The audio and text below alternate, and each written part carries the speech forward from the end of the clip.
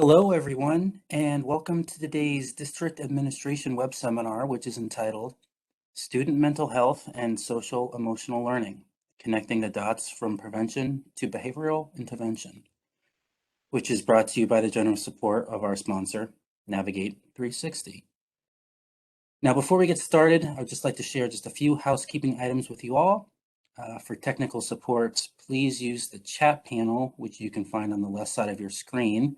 Then select on my name, which is Stephen Blackburn, and then type your message if you're having any technical issues, and I should get to you as shortly as possible. If you don't have computer speakers, or maybe you prefer to listen privately, just please dial the phone number and access code that I'll be posting in the chat window shortly, so look out for that. We will also be welcoming any questions you have today with a Q&A session that will take place at the end of the presentation. To submit a question, just please use the Q&A panel, which you can find at the bottom right side of your screen, and then send your questions to all panelists. If you don't see the chat or the Q&A panels currently, just look again to the right side of your screen at the bottom, then click on the expand triangle, which should be located directly in front of the panel name to make sure you have access to it. Also, something important to note, and then we'll get started. If you would like to access the web seminar at a later time, you'll be pleased to know that everyone who is registered and who is attending today, they will all receive an email with a link to the slide, as well as an archive recording.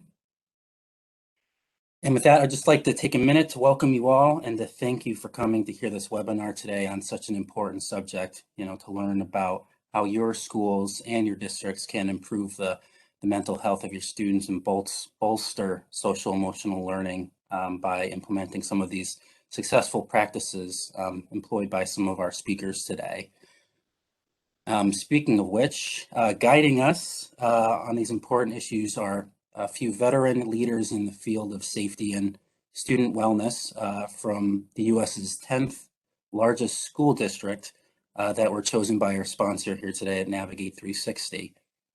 We have June Issa, who is the now retired Assistant Superintendent of Student Wellness at the School District of Palm Beach County in Florida, where some of her many accomplishments over her 38-year career included implementing school-wide frameworks, interventions, and various supports for mental health, social emotional learning, and positive behavioral background.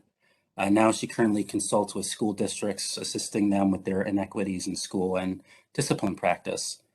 We also have Chief of Police Dan Alexander, who's currently at the Palm Beach County, who actually started out as the Deputy Chief of Police there in 2019 before he was quickly promoted earlier this year. And he's been managing there the growth of the police department at the district following the Marjorie Stoneman Douglas tragedy. Chief Alexander, he also has an extensive career in law enforcement that goes back 32 years before his time at the district, serving as president, chair, and other leadership positions of numerous associations, programs, and councils on law enforcement and crime intervention. And we have Dr. Crystal Ladwig, who is the Vice President of Curriculum for Mental Health and Wellness at Navigate 360. Where she currently specializes in working with children with emotional and behavioral disorders, autism, and mental health issues. Dr. Ladwig, she's also very passionate about many of today's topics and is invested on a personal level, as she's the parent of a child who is both academically gifted and who has OCD. And with that, it is my pleasure to hand things off now to the facilitator of today's event, Kate Reynolds, who is the Director of Marketing of Communications at Navigate 360. Kate, it's great to have you with us today. Thanks, Stephen. It's great to be here with everybody today. As you mentioned, this is a very important topic that we're really looking forward to having an engaging conversation on. So please, be sure to listen actively and to engage frequently. We do have the Q&A panel on the right side of your screen and also the chat panel, and we will have a Q&A afterwards with the speakers and subject matter experts. So with that, just wanted to go ahead and introduce a little bit about Navigate 360. Some of you may be familiar, some not. We are a holistic and comprehensive K-12 safety and security company who offers solutions across three main solution categories: threat detection and prevention, mental health and wellness, and safety management preparedness. We believe in empowering people, schools, and communities to stay safe and thrive, and that is across physical, social, and emotional means. So as your ultimate partner in holistic school safety, these are the solutions that we do have available to K-12 schools out there. On the left-hand side, you will have the threat detection prevention, which includes behavioral threat assessment, training, case management, and other solutions.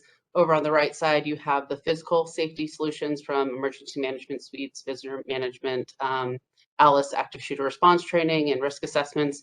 But today, what we're really going to focus on is that middle portion, that is social emotional learning, mental health, and restorative practices. With that, these are the key takeaways from the session today. As mentioned, we do have these subject matter experts who are well versed in a wide range of these social emotional learning and mental health practices, and they are looking forward to sharing the following insights with you.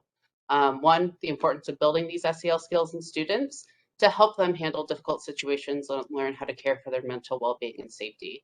The second one is the link between unmanaged mental health and violence and the importance of early identification of the students on this path. Examples of prevention type programs and emerging concerns to prepare for. And the fourth is why district-wide training and resources for SEL, suicide awareness and prevention, and BTA are more critical than ever. So with that, we will get into our first poll question. It's helpful for our speakers to know who exactly we have in the audience today. So Stephen will launch that. You should see it show up in the right-hand panel. And go ahead and just vote what is most closely associated with the role that you have in the school system today. And I will hand it off to Crystal Ladwig.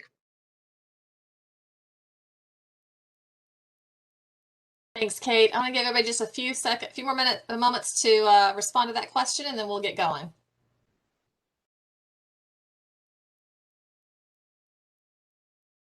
You got about 5 seconds left.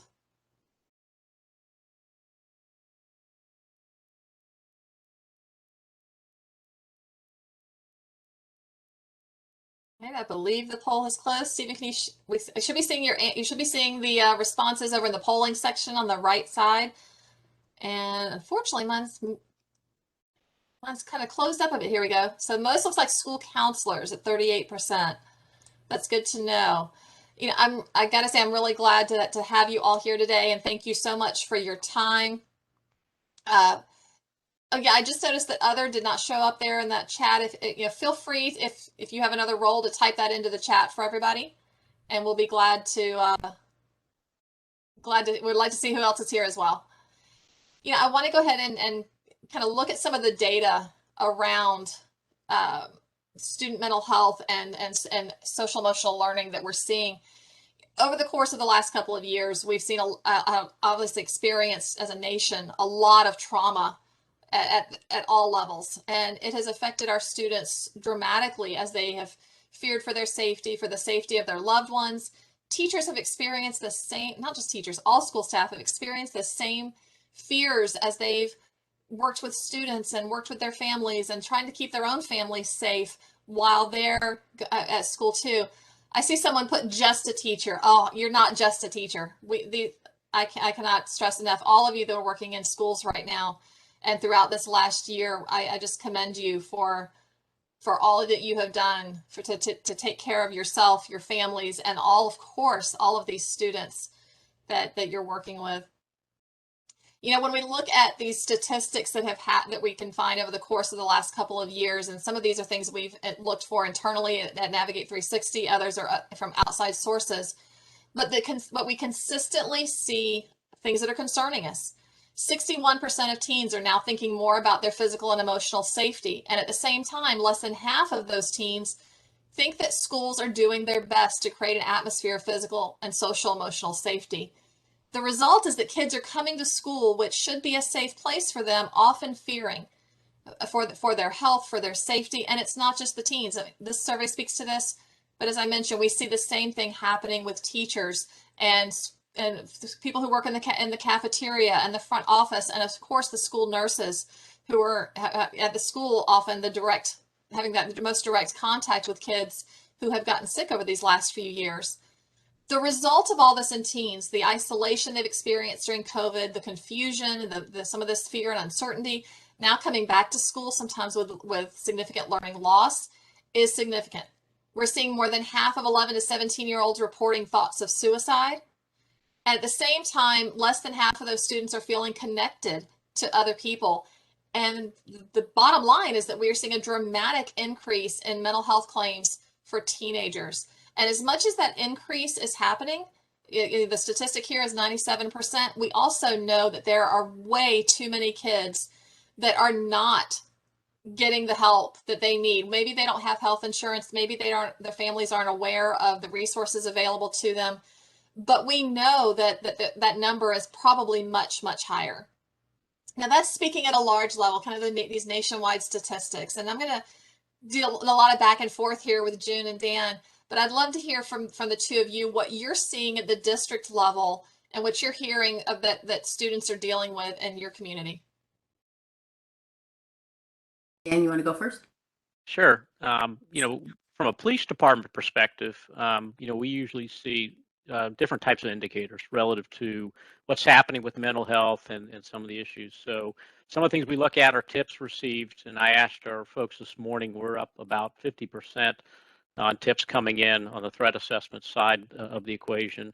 We're seeing a significant increase in responses to mental health crisis within our schools. Again, we've been always looking at how to improve, and June will get into some of that, I think, in terms of the holistic approach that we take. But those are some of the things that we're seeing in the short term, to include also increases in fights and batteries, attacks on school district employees.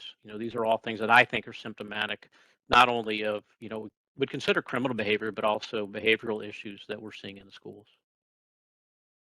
Yeah, and nationally, if you look at the headlines, you'll see that there is a pretty significant increase in the incidences of, discipline and violence on campuses across the country. And that's indicative of the slide. This is just, one of the, consequences of, the type of environment that we've been in for the last couple of years. A couple of them that really, hone into what I'd like to talk about a little bit later is about, the fact that the students don't feel safe on their campuses.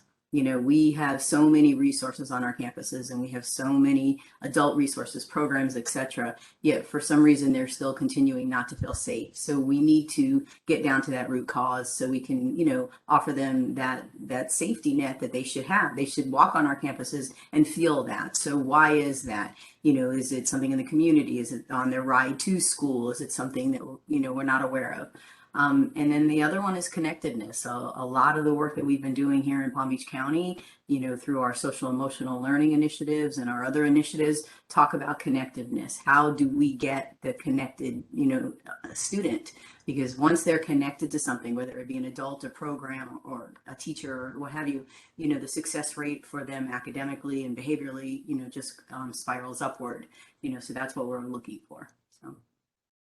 Yeah, and I find it as, this connectedness, this lack of connectedness is to me, in my opinion, and many times directly related to the increases that Dan just mentioned, that 50% increase in threat assessment. I had to write that down, and I'll say I'm seeing that, I'm also in Florida, and in our school district, I know at my son's high school, they started off the year with multiple bomb threats. It was like day after day, and then it spread to other high schools in the region. And we have students that are responding in ways that really are accentuating this national emergency that we're finding ourselves in the education system. And in fact, the the National Department of Education, federal level, recently released a report on student mental health and declared that this is a national emergency. You can look at this list of challenges that districts and states across the nation are encountering, everything from these concerns about student mental health and discipline, as well as access to services, and even how we're going to fund those things. And at the end of this report, they actually declare that, that this statement that discipline policies need to shift. We need to think differently about the way we're dealing with discipline than ways we have traditionally done so in the past. Getting away from those punitive approaches that have historically existed in education systems, and instead going to more of an instructional approach, using evidence-based practices, social emotional learning, restorative practices, and really try to help students learn from what they're experiencing and learn to make healthier choices moving forward instead of those punitive approaches. I'm interested to hear from June and Dan, thinking about that. What are some of those creative ways that you're hearing or seeing folks in your community respond to this national emergency? So I'll start off with the comment at the bottom. We have been a positive behavior support school district for many years. And that seems to be what's catching on across the country, is how do you do a PBS and an SEL framework together? But in addition to that, the next piece is restorative justice, restorative practices, and Dan, I know, can jump in on that, but, the departments in our district, are starting to train more and more individuals for us to be able to do those, restorative conversations, restorative, practices in classrooms and then with groups, etc. And the community is also involved in that. So that would be one piece that I would say has grown in the last year or two with the restorative practices out in our community. I'd also say that even in terms of our mental health crisis response orientation, we've very much shifted to bringing resources and wraparound resources around our students, as opposed to, a traditional response of solving the problem through an immediate commitment or something along those lines. So we've made a shift there. In addition to everything that June talked about, we've made a shift in crisis response to de-escalation, youth mental health first aid, crisis intervention. All these strategies that even in crisis situations, where we're again taking more of an instructional, less punitive approach to how we're doing things. Our county and our department and district also, was a forerunner related to youth court, youth crime diversion and intervention, and first offender programs. So, those are incredibly important. Even on the behavioral side, with our diversion programs, what we call them YDP4 programs, youth diversion programs, with the state attorney's office for those threat cases. We've always had an orientation and mindset to diversion and making sure we can fundamentally keep our kids in school. Exactly. You mentioned the resources that kind of gets us to starting to think a little bit more about how we identify and manage student mental health needs and deal with these in different ways than we have in the past, and getting creative with different methodology, both within the community and within the school. Going into COVID, as at the beginning of that 2019 school year, 2019-20 school year, we knew some students that had mental health concerns. We know of some that were already at risk with different challenging behaviors, or who had experienced a lot of trauma, or who, like I said, had those mental health diagnosis already. These are students that we knew and expected we knew we needed to provide additional support for these students. And that's kind of what we were prepared for. But then with COVID, we found that we have these students that we didn't expect. We got this influx of students that now needed additional support, and we weren't really prepared to meet those needs necessarily with the system that we had in place at that time. And we then have a third group of students that I think we're still seeing emerge, and at least I know that's the case in my community, that I'm going to call these students on the verge. These are students who have come back to school, sometimes after not being in school for a year and a half. Other times maybe they were back and forth throughout the last school year, and they're struggling. And these are students that still need some additional support, maybe that tier 2 support, but these are students on the verge and of really needing a high level of support so that they don't become aggressive, so that they don't start exhibiting these challenging behaviors that will hurt them and others in so many ways. And unfortunately, schools are having to cope with these additional students that we didn't expect, and these students on the verge, and meet their needs with limited resources and limited staff. And it's interesting to me as I talk to folks around the country, the different creative ways that districts are meeting those needs through community partnerships, through parent partnerships, through creative staffing within the school. So let me just throw this back to Dan and June. What are some of the ways that you're kind of pulling back on what Dan had said earlier about resources that you're using your resources and staff maybe in new and creative ways to help address this influx of students with mental health needs and challenging behaviors that often result from those needs.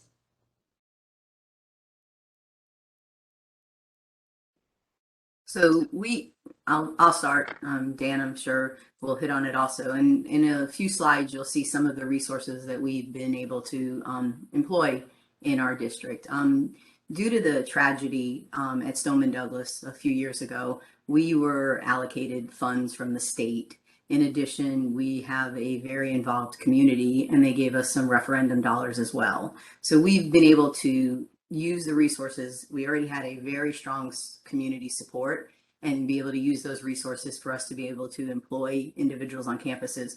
Dan can talk about the additional officers that we have, but I also was able to employ one dedicated staff member on each campus for mental health resources.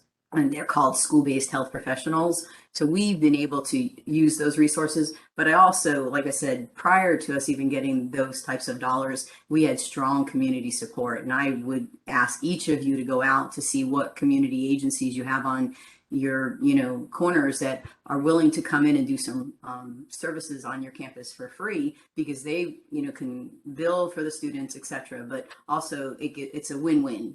How do you remove those barriers? Because really this is talking about how to remove barriers from students so that they can get those resources.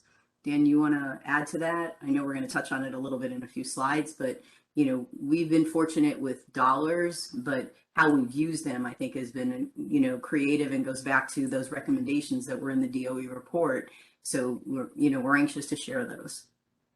Yeah, I think the one of the few silver linings from that tragic event was the addition of the resources that Yoon mentioned, to include one of the requirements from our state is to have a law enforcement officer on every campus, or at least a solution, a security solution for us, which is a school police officer on every one of our campuses. Which is really building the team.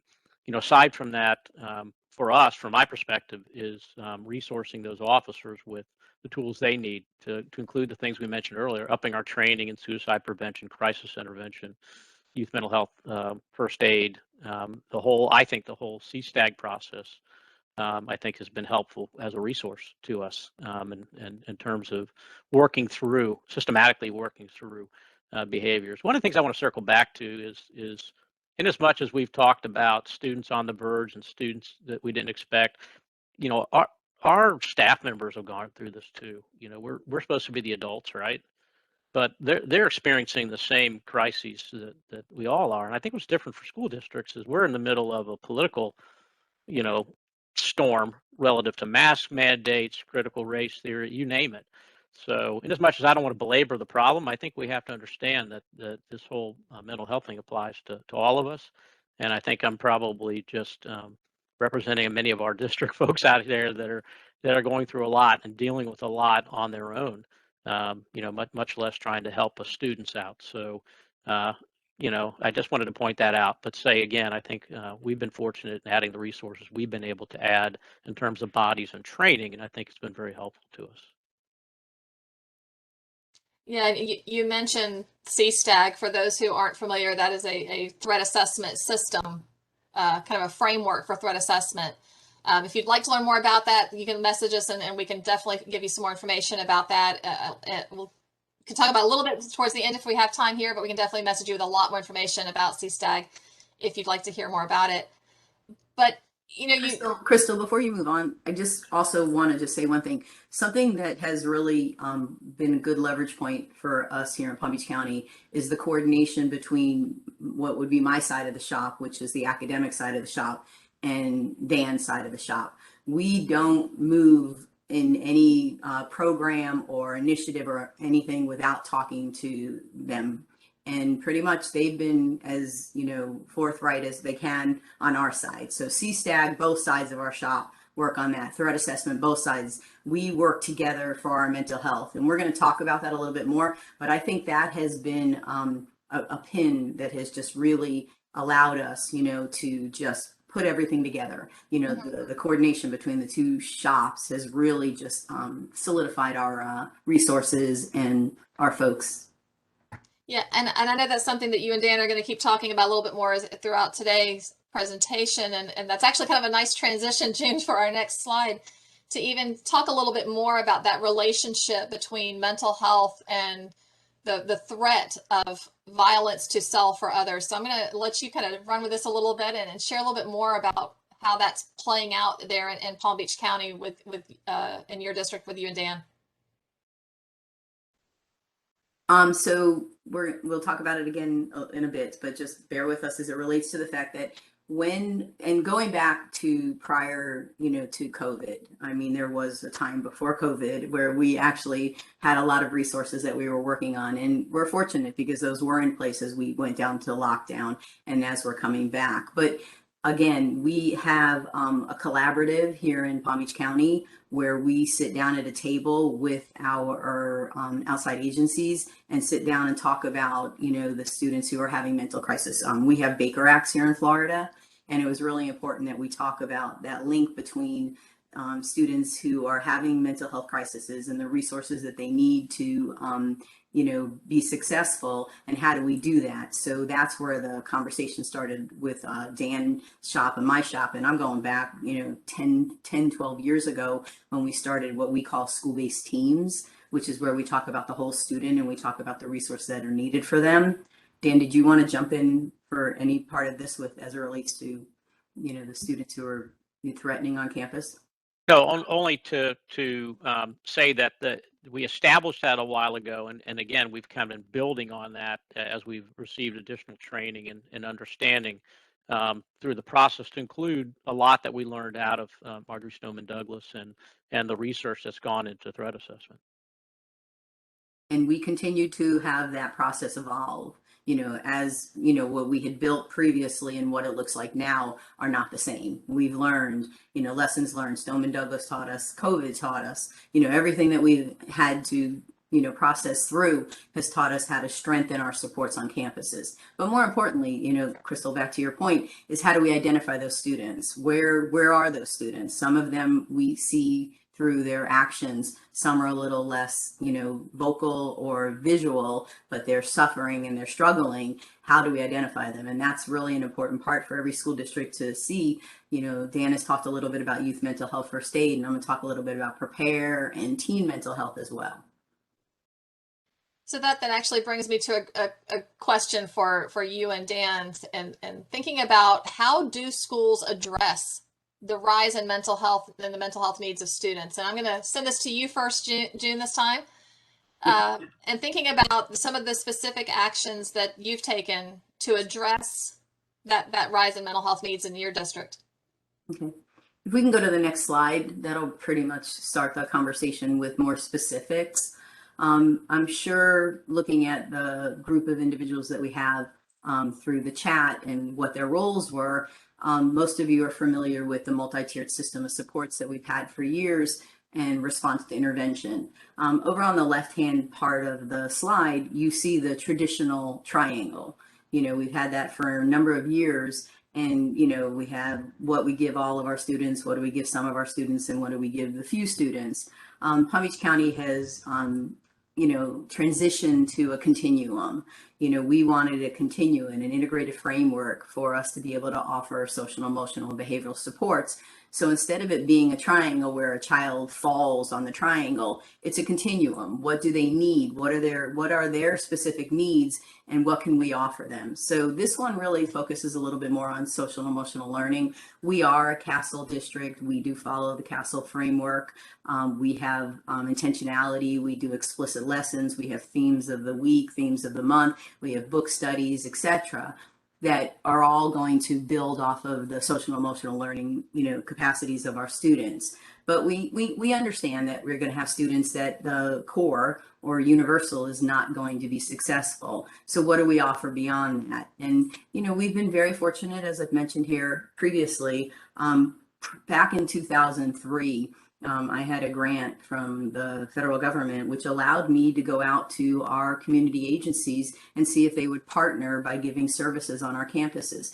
And prior to us even being able to build out the mental health plan, we had 31 agencies in Palm Beach County that came on our campuses based on their schedules and the student schedules and offered services free to our students. And we've been able to expand that, but that's included in there. It talks about the, the behavioral health agreements. It talks about our school counselors. It talks about our, IEP supports for students who might, be in an ESC program or a special ed program, depending on where you are in the country, terminology. And then we have a few other things that were built into the mental health plan that I'll talk about a little bit more specifically on the next slide. But we are fully embraced into the integrated framework. The social and emotional learning department, along with my mental health department, along with school police, along with ESC, all meet together to make sure that we're all coordinated in the resources that we're offering to our students. Dan, did you have anything you wanted to add on this slide? I was going to say what she said, but the reality is that the difference is there's not a handoff, in terms of law enforcement and our involvement. It's a continuing collaboration relative to making sure our students are well.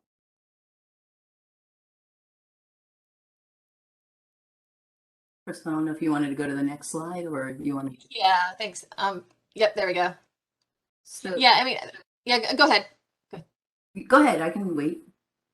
I was actually just going to say that, I was impressed when I first saw this, that thinking about the continuum that you're doing and how you have these plans in place for folks at each level so that your schools are prepared to address those different needs that students have. And then I just love for you to share a little bit more about some of these different tools that you've chosen to use.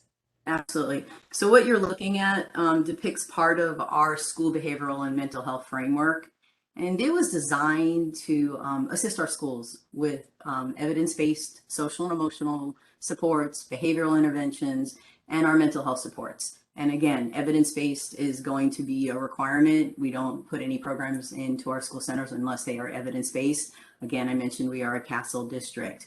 And it's important to note that while specific supports, are going to vary from school to school, the framework provides our school centers with the foundational elements that are essential to meeting the needs of our students. So that's what you're looking at, is just a part of the continuum of school behavioral. And this goes back to the DOE report. I think it was recommendation number 3. I'm looking for it. Recommendation number 3 that talked about, implementing a continuum of evidence-based prevention practices. So this is just an example of that. So what we have right there, again, is the universal level. We have the social and emotional learning programs. What do we have available? Not on all of our campuses, but somewhere on one of our school campuses or many of our campuses. We have Harmony, which is free. If you're not familiar, it used to be Sanford Harmony. We have student success skills. We have Second Step, et cetera, et cetera. We are a Sandy Hook district. If you're not familiar with that, Sandy Hook Promise, we are a district that does that in all of our secondary schools. And we are also a Safe Schools Ambassador district. So those are initiatives that we offer across our entire system at the universal level. Moving on from there, you have a few other ones. You have the teen depression, you have breaking the silence. Again, moving on to mental health. Those are universal. They're available to any of our campuses that want to implement them. But then moving along through the continuum, again, same thing. You have supplemental and you have intensive. You have students that are going to need a little bit more. We incorporate check-in, check-out probably on, I'd have to say, 90% of our campuses. And then I talked about the behavioral health agreements, and that we've had since 2003, and we've been able to expand it since then. But, again, those are free services on our campuses. And then the next slide talks a little bit more about the intensive level. So I'll wait till we move to that one. So go ahead, if you don't mind, Crystal, that'd be great. Or Kate, if you don't mind going to the next one. So again, this is going to incorporate what the other 2 slides did, but we break things down, and we learn this a lot from chief and the school department, the school police department, that we look at things of prevention and intervention. So we created slides that work within that shows what prevention programs we have. Again, we have an MTSS framework, which shows universal, supplemental, and intensive, but we also want to make sure that everybody understands that these also fall into summer prevention programs, summer intervention programs. Dan talked a little bit earlier about youth mental health first aid. We have that incorporated in all of our school centers. But we also were able to apply for a teen mental health first aid, which was a wonderful program where we get to teach 10th through 12th graders the same type of curriculum that's in youth mental health first aid. So I would strongly suggest anyone on the phone to look into that. It's different. You're not teaching your adults what we're looking for students who have a mental health breakdowns. You're teaching the teens how they can help their peers or how they can even help themselves. Suite 360, you all talked about that earlier. We do have the Suite 360 in our school centers for our mental health lessons, our suicide prevention lessons, etc. Prepare is out of the NASP, the National Organization for School Psychologists. It also is a curriculum that all of our school psychologists and our counselors have gone through, again, being helpful in identifying mental health needs. And then I talked a little bit, I want to just touch on this real quick, the behavioral health agreement. But when we were able to receive the mental health dollars from the state, we actually went out to those same partners and asked them if they'd be interested in placing 100 folks on our campuses, and they're called co-located therapists. So we have 100 therapists on our campuses that are employed by the agencies, but paid for out of our mental health dollars. And the return on investment for that has just been significant. We have dedicated folks on campuses that can see students. So we're removing those barriers that are often talked about. And then additional school psychologists, we were able to purchase some of those folks, also some mental health dollars. Moving over to the intervention side, I think the only part I didn't talk about was the CAPE team. We realize that we have crises on campuses, and we are a very large district, as Crystal mentioned, or Kate mentioned earlier. We're the 10th largest district, but our size we're like the size of Rhode Island, I think, as they compare us. So what was happening is we weren't able to get to campuses quickly for mental health crises. So we created 4 geographical teams that are able to go out and respond on our campuses. And the next part, I'm going to, toss over to Dan for him to talk a little bit about our threat assessment teams and the other pieces. So we set aside a unit, that patterned after what we saw in other places relative to behavioral services and establishing a behavioral services unit. The purpose primarily was to address our threats that were coming in, particularly the legislation surrounding written threat cases. But they're also there to conduct threat assessments of individuals and over any type of behavior of concern, primarily indicative of violent ideation and that type of thing. They also monitor individuals, not only students, but others that might be in our diversion programs to ensure successful completion. And then, we're also in the process, they often will refer students and assist in putting safety plans in place and help with individual cases. What's unique about it is it's assigned as a unit in what we call field services or patrol division under investigations. We staff it with detectives. These detectives have training and education in mental health related fields and also extensive criminal investigative backgrounds. So that's kind of a centralized approach that we have taken to look at behavioral services. And then also in each one of our schools, as we mentioned earlier, we have officers assigned in those schools working as individuals, individual teams that are involved in threat assessment and also receive all the additional training that we've talked about. So what's really neat, and I don't know if we're going to get into this later, but I'll say it here, is that we kind of have a concurrent system in place. The schools will do what they're doing as it relates to threat assessment and dealing with issues. We also have a behavioral services unit that will deal with cases. And I think I think June will attest to this too. What's neat is that we're able to compare and contrast perspectives on what's happening in individual schools. The school may have a certain perspective on a case because they're living it and they're going through a particular threat case. We may look at it differently from a centralized approach, and we can come to some consensus and probably the reality by comparing notes. Beyond that, too, I think what's really neat about the system we had in place, June, kind of talked about it earlier, is we're in constant communication about these things, and we've been systematic about it in the sense that we set the meetings up to talk at the street level. We've actually evolved that into general school safety meetings, where at our level, at like say June's level and my level, we're talking generally and specifically about all the issues we're dealing with at the street level. So that's kind of how we've evolved from a police department perspective, working within the system that June laid out for us. And really important, that you're not siloed within your system, however big it is. And if, like I said, if we can do it within our system, smaller systems, hopefully you can figure out how to not silo, because right now there's a lot of threats and concerns on campuses, and the communication that Dan just talked about is ongoing. We text, we call them in, they call us in, and it really is to the benefit of the school centers and the students and the staff.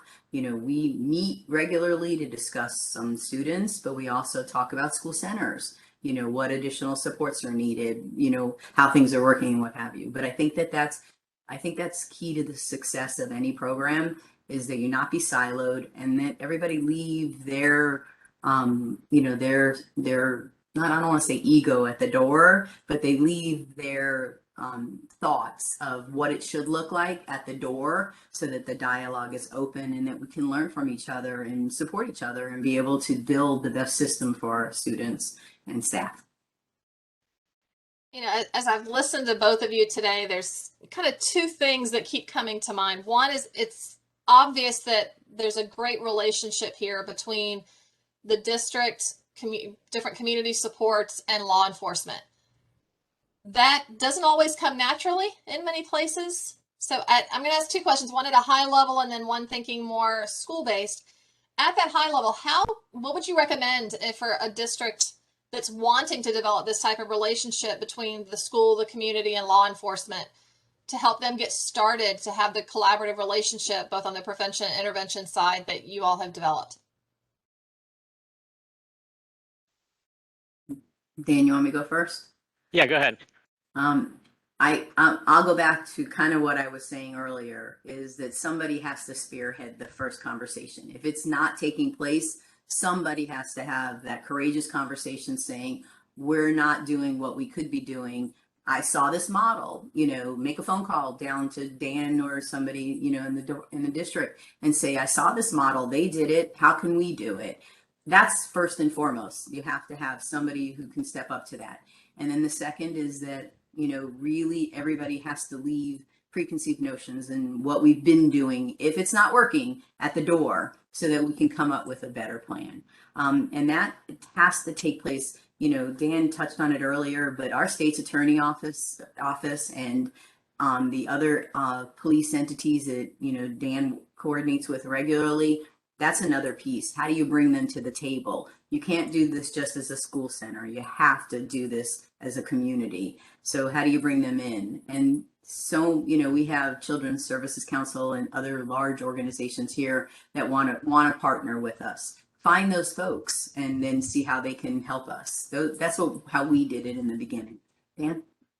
Yeah, I agree. And we have a collaborative history in this county, going back to the Criminal Justice Commission, the Law Enforcement Planning Council, School Safety Committee. We have juvenile justice meetings every month that we're going through. So we already have that orientation here. But June's right, there needs to be some leadership and candid conversations around the need for this type of approach. And it's going to be different for each place. And what's unique about our district is having its own school police department. It's easier. But if not, then what I would suggest is engaging with the local, obviously individual chiefs, but also there's typically a regional or county or citywide chiefs association, in essence, that you probably can reach out to. One of the things that I think we can actually improve on here is that connection from outside the district with police departments and what happens the next day in schools when it comes to crisis, right? So there's an organization called Handle with Care Florida. And one of the next steps that I want to see is that we do real well internally. I want to start getting that information that's where students are in crisis and exposed to trauma outside of our schools, and then making that connection through law enforcement the next day into the school district police department and into our Safe School shop, and start that wraparound approach, based on what we receive from the community. So it's just constantly challenging the process and looking at how we can collaborate and improve systems that are already in place to a large extent. And Crystal, if I could just throw in one other piece, I'd be Sure. remiss to make it sound like we got it right the first time, the second time, or the third time. We didn't. We continued, and really just that's part of it. You have to continue at it because it's hard. It's hard. It's hard work, but it's so necessary and so beneficial when we break down all of those little silos that, we had. Sure, that makes sense. As we're talking here in this slide, and what you're hearing is kind of this comprehensive district-wide approach to things. I know when we did the poll at the beginning, we've got a lot of school counselors who may be just working in one school, not across the district, or teachers that are invested so heavily in their own classrooms. What would you both recommend that teachers can do? Actually, go back one more if you don't mind, Kate. Let's see on this for just a moment more. What would you recommend that teachers and counselors at a school-based level can do to help prevent these mental health challenges and potentially these challenging behaviors as a result, and also to intervene at that level? What would you recommend? Every system is going to be different. Every resource is going to be different on the campuses. But I would absolutely ask that if you're a classroom teacher or a school counselor, that you try and get training in youth mental health first aid or prepare, or one of those evidence-based opportunities to really be able to know the signs and how you can assist. And then really find out what your district is offering. Do they offer Suite 360? How do you get Suite 360? It depends on your system, but that's the first thing. I think awareness is the first step for every one of our classroom teachers or any of our school-based employees. Okay, great. Dan, would you have anything you want to add to that? No, I think again it takes leadership around this issue, at every level, and being an evangelist for the types of resources and strategies that we have here. That's the big part of it. Yeah, no, I agree with you. The leadership is important, and that gets us thinking about that school level. And I'm going to ask you a question, and we initially hoped this would be an interactive poll question online, that it's not working quite right. So I'm going to ask you if you'd put your answers in the chat for me on this. But if you could share with us some things that you think your school or district is doing well, and this is for all of our participants, if you could chime in on the chat and give us some things that are working well for you and your district or your individual school. Did you want and what I'm going to ask, Jen had come up with this great idea that she'd done previously. If you could type in your answer, but hold off on hitting enter, and we'll have everybody do it at once, and we'll just kind of blow up the chat there with it. So let's take about 30 seconds, just write maybe just a phrase or two at most on what you think you're doing well in your school or district to help address these mental health and challenging behaviors.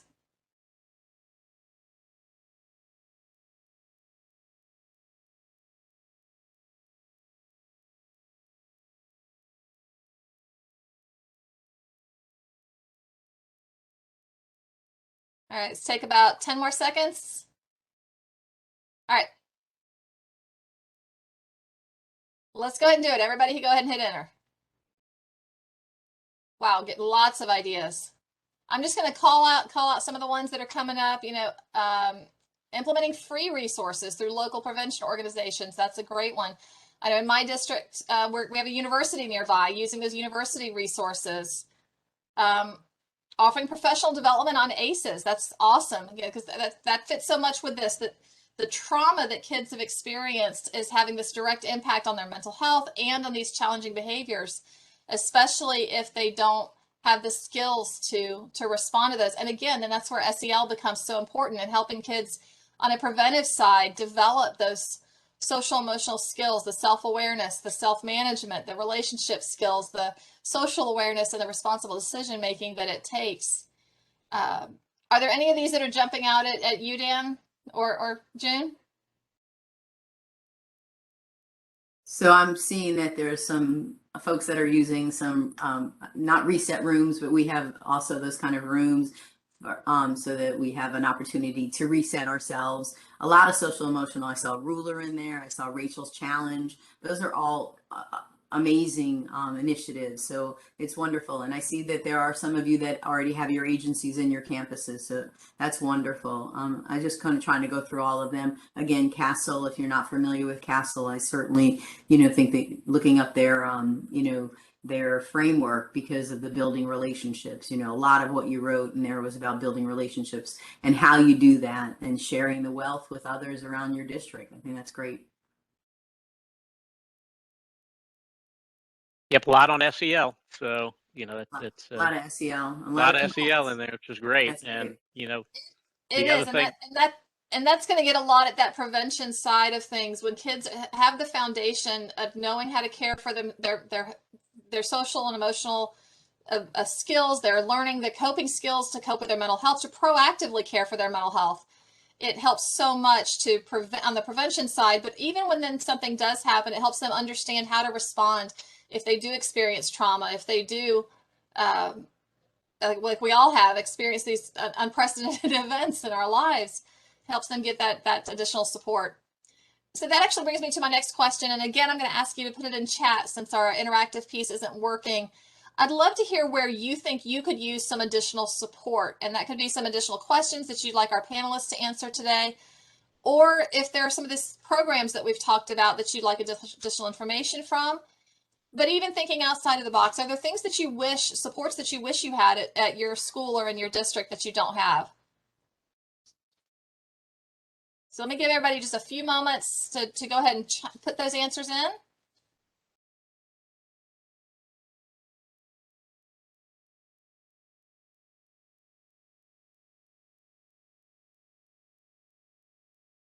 I see Linda put in, helping to better assist Tier 3 students with limited manpower. That's huge. How do we provide that limited, that intensity that Tier 3 students are needing with that limited manpower? Obviously, staff, mental health professionals, school psychologists, there's so many individuals that would be helpful. I saw somebody put something in there about trauma, understanding more about trauma. There are a lot of resources that are just really starting to get out to schools, I think, on trauma-informed care. It's not new, I'm sure, to Dan. And in most mental health professionals, it's not going to be new to them. But for a lot of teachers, especially those of us that have been in the field for a long time, it's a newer concept for teachers to be dealing with and learning more about. I see parent involvement on there. I know there's so many different ways to get parents involved. I mean, in our program with the Suite 360 products, we have a parent program specifically designed for parents. We also bring them in with resources when students do lessons. I know other programs do the same thing. I'm just curious with Dan and June, what are some ways that you've involved parents in your process and in trying to help these students address the mental health and behavioral concerns? Again, you mentioned Suite 360, but also we have parents come in for restorative practices, conversations, but we have Parent University. We have a number of different ways that we've tried to engage the parents. Again, with the COVID year, it was a misstep as it relates to connecting with our parents. So we're trying to rebuild those relationships with our parents. But that's the struggle. Sometimes the parents that we need in the most are the ones that are hardest to reach. But we've had success, again, with us having, the co-located therapists and the behavioral health agreements. We have those resources on campuses. So bringing in the parents when they know they don't have to go somewhere else has been an easier lift for us. So, but again, parents, you have your night events and what have you, but how do you bring them in for this? We've done events where we've brought in, Dan's staff, my staff, state's attorney staff to talk about key issues, where it was a whole group of us standing on the stage just answering their questions for community, and bringing in those parents in the evening for them to ask us questions, just like they're doing on here, answering the parents' questions. Yeah, I don't know if you had anything. Yeah, just you mentioned it. Part of the diversion process requires their involvement, so it's a big part of it. If we're doing a first offender program or a diversion program, so we have that going on. I think that a lot of you're seeing in legislation too. A lot of the new approaches are involving parents, even in crisis situations where they're, we're notifying them, we're involving them, and it's just part of what we're seeing as this evolves over time. Thank you. I'm noticing our time. I want to be respectful of everyone's time, and we're nearing the end. I just a quick little kind of next steps poll for you. I'd like to put out there for everyone. At the end, if kind of the question here is just following this webinar, I would like to, and if you could fill out this poll question, let us know what we can do to further support you as you're working with your students and teachers and staff. And once you complete that, we'll do about another 15-20 seconds before that poll will close, and then we'll just have just a few minutes here, kind of wrap up and some Q&A. I'm going to send it back over to Kate, and she's going to help direct some of that. But I personally, before we wrap up, would just like to thank you all for your time and your participation today, and especially I'd like to thank June and Dan for joining us and sharing their expertise and their experiences in their district. So let me go ahead and pass that on over to Kate, and she's going to lead us in our Q&A here at the end. Awesome. Thank you, Crystal. And thank you, Dan and June, for such an engaging and wildly insightful session. Our participants have held strong this entire time, and I think everyone's just really soaking up all of the knowledge that you guys were able to share in this short amount of time today. So I thank you all for that. I'm looking at the poll results, and it looks like the majority of people said, receive a free guide to student and behavioral intervention for K-12 schools. We have the opportunity for you to get that right here, right now, by using your phone to just point the camera at the QR code, and you can go download it now. But there will also be a link to download that resource in the follow-up email that district administration and Stephen will be sending out following this session. I think he said that it will either happen later today or sometime tomorrow, so be sure to keep an eye out for that. And in terms of Q&A, we do have a few moments here. There's one here that was submitted pretty early in the session that I think is important to get to. Any suggestions on how we can empower educators to see why this is important to implement and not make them feel like they are taking on another program or curriculum burden? Most say that they are overwhelmed coming into this school year. Dan, you touched on staff mental health and wellness and that as well, but it's so important. So how do we make that happen, not only across the district, but from top to bottom as well? I think case studies are very useful for introducing this idea and concept about what we're trying to do. It's unfortunate that it took significant tragedy to ignite the fire under a lot of places in our state. We're very close to it, so we know. But I think folks have to see both the positives and negatives that we've experienced relative to this issue. Yeah, I'm always looking at it from the worst case scenario. I'm police chief, and that's we deal with crisis.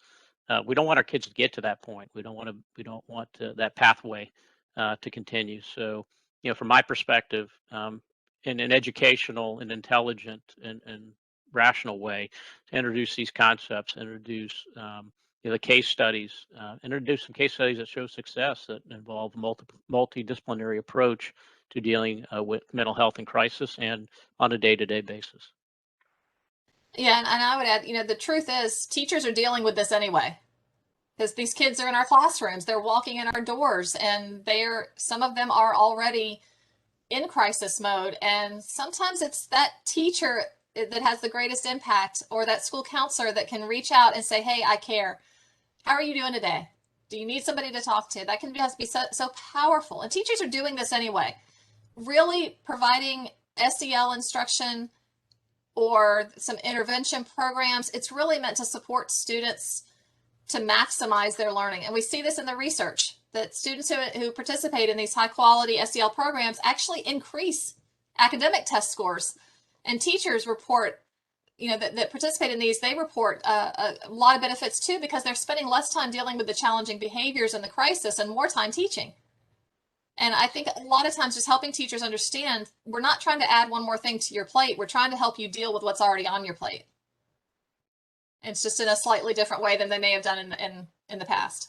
Yep. June, any final input here? I think we're coming up on time, so I'd like to at least give you the opportunity to chime in, and then we'll hand it back over to Stephen for closing remarks and to take us to the outro. Thank you very much. Back to what Crystal was just saying. We spend a lot of time trying to make sure that everybody understand we're not adding to your plate. We're actually trying to take off your plate, because wouldn't it be great not to have the discipline concerns that you have or some of the other things that you've been dealing with? So let us show you something that might be successful. And, a lot of the chat was about building relationships. And I think that over the last few years, we have not had that opportunity in some of our classrooms to be able to build relationships prior to COVID. But now throw COVID in, now we really have to build relationships, and we have to get these students back engaged in our campuses. And how do we connect them? So I think that's it. And somebody put in there, what is the $1 million question? How to get everyone on board? I don't think you ever get everyone on board, but how do you get one more person on board? And how does that one person get another person on board? And then how is it 10 and 20? And then, so you start that way, take a small bite of that apple and see how we can get some more folks on board. So thank you. And thank you all for the opportunity to present today. I appreciate it.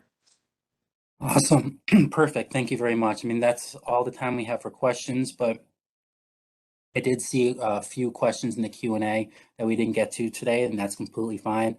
Navigate 360 will definitely most likely be willing to get back to your questions individually after today's webinar, so don't worry about that. And thank you again, to June, Dan, Crystal, Kate, for your time here today, and our audience appreciates it as well, for sure. And speaking of our audience, I would just like to thank you, our attendees, for joining us today. For those who enjoyed our presentation, there are many more upcoming web seminars like this one that are provided by District Administration, which is the leader in editorial coverage of news, trends, and current issues in K through 12.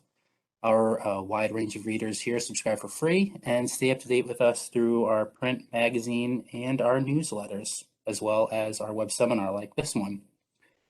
And also, for those of you who'd like to watch this web seminar again, or maybe for those of you who believe that the solutions provided would be really helpful to your colleagues, you'll be pleased to know that our team at DA will be sending an email later tomorrow, and that will include an on-demand recording of this web seminar as well as the link to the slides, so you should be sure to get that. And so with that, on behalf of DA, this is Stephen Blackburn. Thanks everyone. Take care, be well, and stay safe. Thank you again.